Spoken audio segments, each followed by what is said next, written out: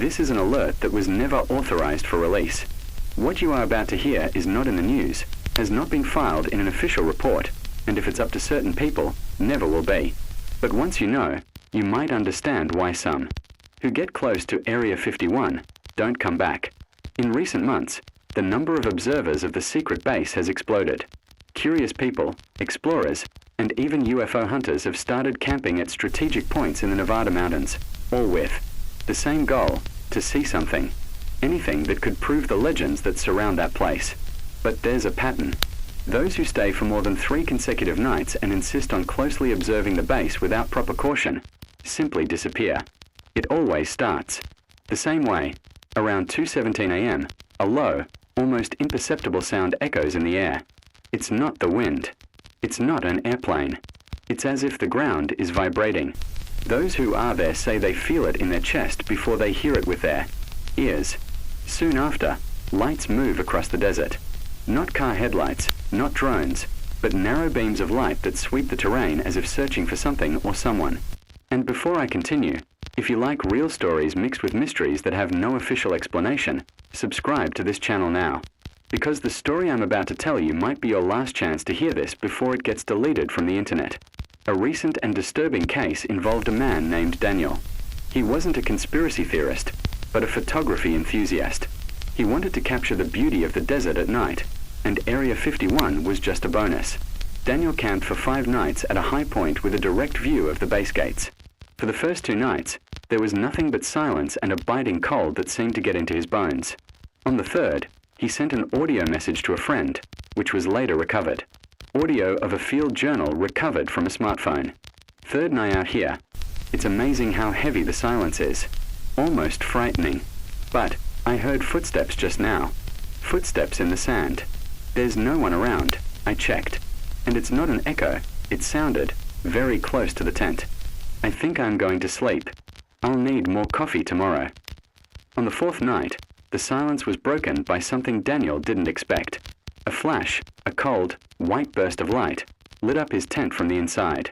It lasted for only a second, but it was so intense that he felt blind. Immediately, everything became completely silent, as if sound had been sucked out of the world. Not even the crickets were making noise. It was a silence that, according to reports, causes a feeling of pure and absolute panic. Daniel described the experience in a second audio. Audio of a field journal recovered from a smartphone. 4th night, I just had the most bizarre experience of my life. A flash, all of a sudden. For a second, the tent was brighter than day. Then, everything went silent. Not desert silent, but vacuum silent. Nothing. The wind stopped. The sound of my own breathing seemed muffled. I think they know I'm here. On the 5th and final night, the most crucial, Daniel sent a final voice message to his friend at 2:19 a.m.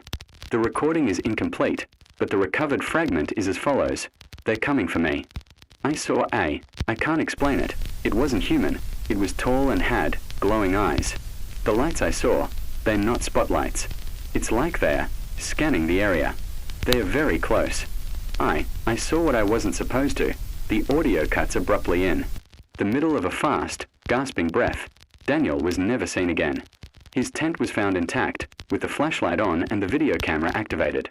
But the video files were corrupted, with only one fragment recovered, a grainy image of a tall, slender figure passing quickly in front of the lens, with 2 red points of light where the eyes should have been. The temperature inside the tent was well below normal, even for the cold night. Surveillance experts state that there are undisclosed protocols for dealing with visual intruders at Area 51. It doesn't matter if you didn't enter the perimeter. If you saw what you weren't supposed to, they will come for you. If you ever camp near that base, follow these rules. They weren't made to protect you, but maybe to give you a chance to delay the inevitable. Rules for survival near Area 51 never use flashlights after midnight. Artificial light serves as a beacon. Embrace the darkness. Do not look directly at the lights on the horizon. If you see them, pretend you didn't. Lower your head. Look at the ground. If the air becomes completely still, with no wind, leave the area immediately. If the sound of the desert disappears, it's because you are no longer alone. Do not answer calls from unknown numbers while you are there. And never, Under any circumstances, say your name out loud after 2 a.m. If you smell ozone or hot metal in the air, be prepared. Something is approaching. And most importantly, never look at the sky for more than 30 consecutive seconds. The feeling of being watched might not just be paranoia. And if you notice that the sound of the desert has disappeared, that not even. The insects are making noise. It's because you are no longer alone. At that moment, no matter where you are, they already know where you are. Before you click away, hit subscribe here. Because some stories like this disappear even before they are told. And maybe, one day, it will be your story that someone tries to warn about before it's too late.